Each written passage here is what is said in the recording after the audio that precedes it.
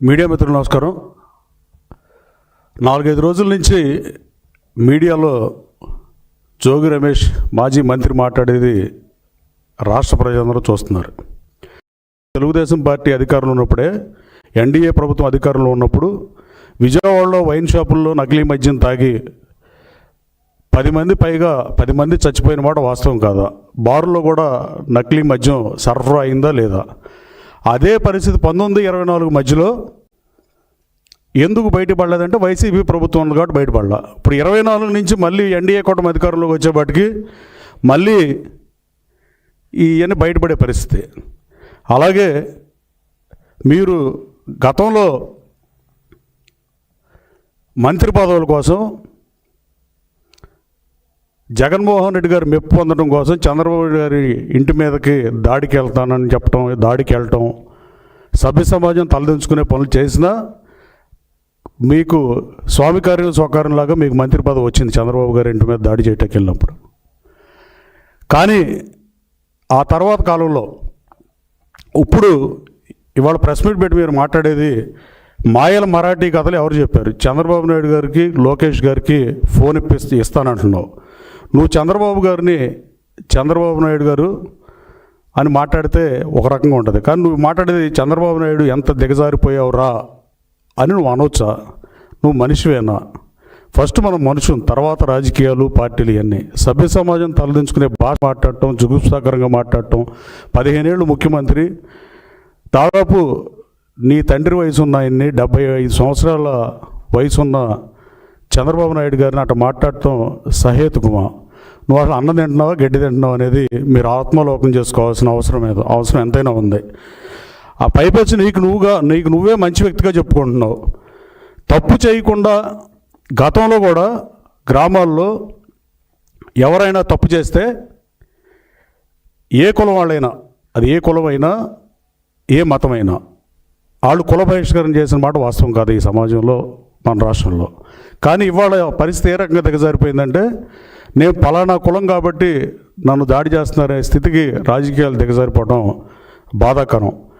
గతంలో లాగానే తప్పు చేసినన్ని కుల బహిష్కరణ చేసే పరిస్థితి ఇప్పుడు లేదు కాబట్టి ఆ కులాల ప్రస్తావన తెస్తాం.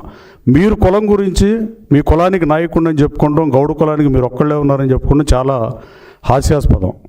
సర్దార్ గౌతులచ్చన్ గారు, సర్దార్ వల్లభాయ్ పటేల్ తర్వాత సర్దార్ బిరుదును పొందిన ఏకైక నాయకుడు సర్దార్ గౌతులచ్చన్ గారు. గౌతులచ్చన్ గారు గురువు, గుంటూరు మాజీ పార్లమెంటు సభ్యుడు ఆచార్య ఎన్జి రంగ గారు, స్వాతంత్ర సమరయోధుడు రంగ గారు ఓడిపోతే గుంటూరులో ఆయన పార్లమెంటు సభ్యత్వానికి రాజీనామా చేసి అక్కడి నుంచి వాళ్ళ గురువు ఓడిపోవటాన్ని జీర్ణించుకోలేక ఆయన ఎన్జి రంగయ్య కమ్మకులస్తుడు, ఈయన్ని తీసుకెళ్ళి ఆయన రాజీనామా చేసి ఆయన స్థానం నుంచి మళ్ళీ ఎంపీగా నిలబెట్టిన చరిత్ర అయింది. అట్లాంటి మహోన్నత నాయకులు చెప్పుకోవాల్సింది కులానికి నాయకుడిని చెప్పుకునే అర్హత అట్లాంటి మహానుభావులకు ఉంటుంది, కానీ మీలాగా మాట్లాడే వాళ్ళకి ఉంటుందని నేను అనుకోవట్లా. అలాగే మీరు కులం గురించి వాళ్ళు మాట్లాడుతున్నారు. ఇప్పుడు కూడా జిల్లా పరిషత్ చైర్పర్సన్గా ఉన్న ఉప్పాల హారిక అనే ఆవిడ కూడా గౌడ సామాజిక వర్గానికి చెందిన ఆవిడను ప్రోటోకాల్ ప్రకారం అన్నా ఎప్పుడన్నా పిలిచావా మంత్రిగా ఉన్నప్పుడు?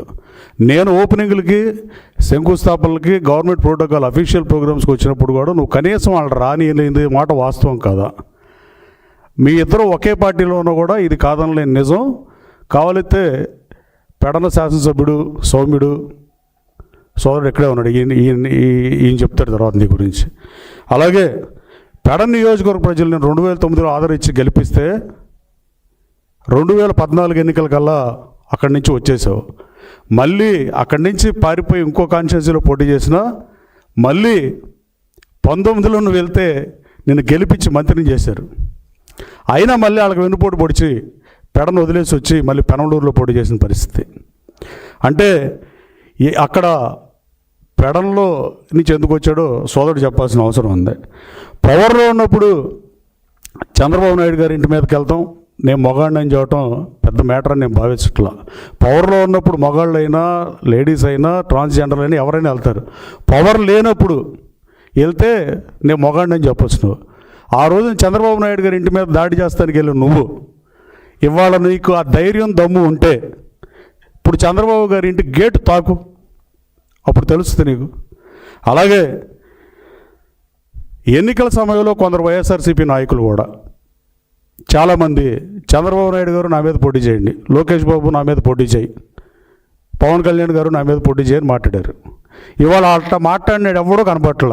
కనీసం మీరు ఇప్పుడు కూడా వచ్చి ప్రతిపక్ష పార్టీలో ఉన్నప్పుడు కూడా ప్రభుత్వానికి వ్యతిరేకంగా మాట్లాడే దమ్ముంటే మిమ్మల్ని కనీసం వైసీపీ కార్యకర్తలైనా మొగాళ్ళుగా భావిస్తారు.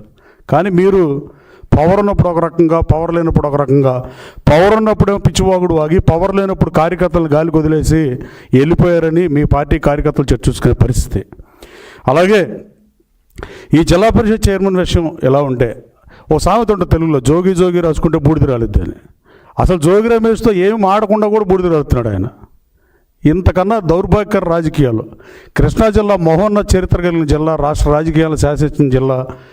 అలాగే పెంగళ వెంగయ్య గారు మహానుభావుడు, దేశానికి ఎజెండాలు ఏ నాయకుడు ఎజెండా అయినా స్వాతంత్రం దేటం అయితే సుభాష్ చంద్రబోస్ అయినా, భగత్ సింగ్ అయినా, ఎవరిదైనా, గాంధీ గారిదైనా ఒకళ్ళు ఒక వేలో వెళ్ళినా ఈ దేశానికి ఎజెండా స్వాతంత్ర దేశమైనా జెండా కావాలని చెప్పి ఆ జెండాను రూపొందించిన వాసి కృష్ణా జిల్లా వాసి అని చెప్పుకోవడంలో గర్వపడవచ్చు. ఆయనకి సముచిత స్థానం దక్కలేదని నేను బలంగా నమ్ముతున్నా. ఆయనకి అలాగే పివి నరసింహారావు తెలుగు బిడ్డ అని చెప్పడంలో దేశాన్ని ముందుకు తీసుకెళ్ళాడని చెప్పడానికి తెలుగుడిగా గర్వపడవచ్చు.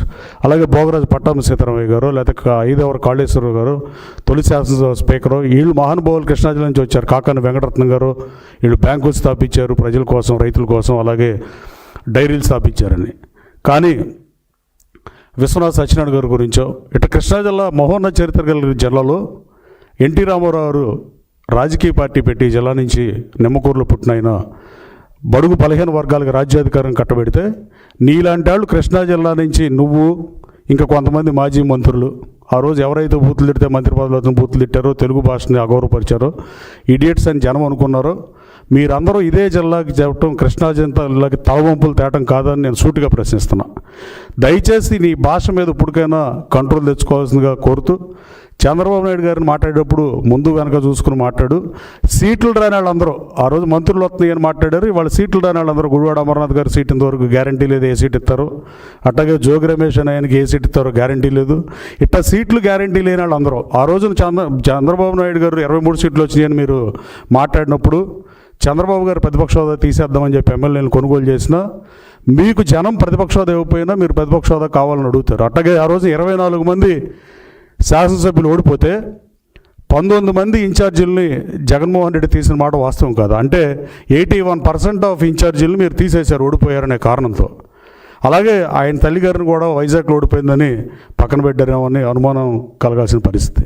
కానీ ఇవాళ 164 మంది శాసనసభ్యులు ఓడిపోతే 81% అంటే దాదాపు 132 మంది అభ్యర్థుల్ని మార్చేస్తాడేమో జగన్మోహన్ రెడ్డి అనే భయంతో మీరు చంద్రబాబు గారి మీద, లోకేష్ బాబు మీద, పవన్ కళ్యాణ్ గారి మీద అవాకులు చవాకులు పేలిస్తే మీకు సీట్ కన్ఫర్మ్ అవుతుందనే ఉద్దేశం మీకు ఉండే ఈ ప్రెస్కి వచ్చే అడ్డగోలుగా మాట్లాడుతున్నారు. నేను బలంగా నమ్ముతున్నా. ఇక నుంచైనా జోగి రమేష్ గారు నీ భాష సరిచూసుకో, సంస్కారం నేర్చుకోమని హితవు పలుకుతున్నా. Thank you.